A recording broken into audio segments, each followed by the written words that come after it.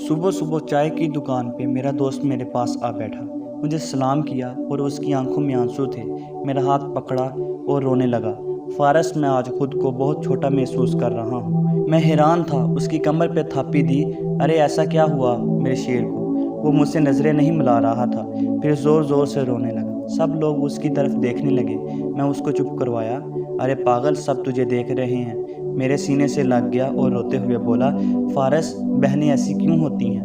میں سوچ میں گم۔ کیا ہو گیا تم کو؟ ایسا کیوں بول رہے ہو؟ کہنے لگا، فارس، پتہ ہے بہن کی شادی کو 6 سال ہو گئے ہیں، میں کبھی اس کے گھر نہیں گیا۔ عید اور شبرات پر بھی امی اور ابو ہی جاتے ہیں۔ میری بیوی ایک دن مجھے کہنے لگی، آپ کی بہن جب بھی آتی ہے اس کے بچے گھر کا حال بگاڑ کر رکھ دیتے ہیں، خرچ ڈبل ہو جاتا ہے۔ اور تمہاری ماں ہم سے چھپ چھپا کر کبھی اس کو صابن کی پیٹی دے دیتی ہے، کبھی کپڑے اور کبھی سرف کے ڈبے، اور کبھی کبھی تو چاول کا تھیلا تک بھر دیتی ہے۔ اپنی امی کو بولو یہ ہمارا گھر ہے، کوئی خیرات سینٹر نہیں۔ فارس، مجھے بہت غصہ آیا۔ میں مشکل سے خرچ پورا کر رہا ہوں اور ماں سب کچھ بہن کو دے دیتی ہے۔ بہن ایک دن گھر آئی ہوئی تھی، اس کے بیٹے نے ٹی وی کا ریموٹ توڑ دی۔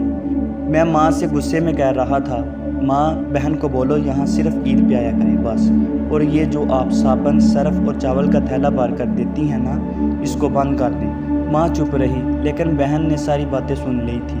میری بہن کچھ نہ بولی۔ 4 بج رہے تھے، اپنے بچوں کو تیار کیا اور کہنے لگی، بھائی مجھے بس سٹاپ تک چھوڑا۔ میں نے جھوٹے منہ کہا، رہ لیتی کچھ دن، لیکن وہ مسکرائی نہیں۔ بھائی بچوں کی چھٹیاں ختم ہونے والی ہیں، بس ہمیں جانا ہے۔ پھر جب ہم دونوں بھائیوں میں زمین کا بٹوارا ہو رہا تھا تو میں نے صاف انکار کر دیا کہ بھائی میں اپنی زمین سے اپنی بہن کو حصہ نہیں دوں گا۔ بہن سامنے بیٹھی تھی، وہ خاموش تھی، کچھ نہ بولی۔ ماں نے کہا، بیٹی کا بھی حق بنتا ہے، لیکن میں نے گالی دے کر کہا، کچھ بھی ہو جائے میں بہن کا حصہ نہیں دوں گا۔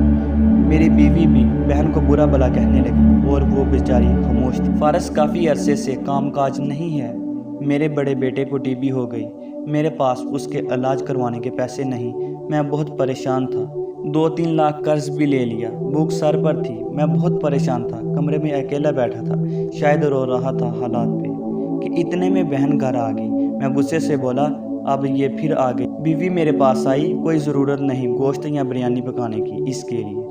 پھر 1 گھنٹے بعد وہ میرے پاس آئی، بھائی پریشان نہ ہو۔ میں مسکرایا نہیں۔ بہن نے سر پر ہاتھ پھیرا اور بولی، تمہاری بڑی بہن ہوں، تم میری گود میں کھیلتے رہے ہو، اب دیکھو مجھ سے بھی بڑے لگتے ہو۔ پھر وہ میرے قریب ہوئی، اپنے پرس سے سونے کے کنگن نکالے، میرے ہاتھ میں رکھے، آہستہ سے بولی، پاگل تو ہمیں پریشان ہوتا ہے، تیرا بھائی شہر گیا ہوا تھا، بچے اسکول میں تھے، تو میں نے سوچا کہ دوڑتے دوڑتے بھائی سے مل لوں، یہ کنگن بیچ کر اپنا خرچہ پورا کر لو اور بیٹے کا علاج کرواؤ۔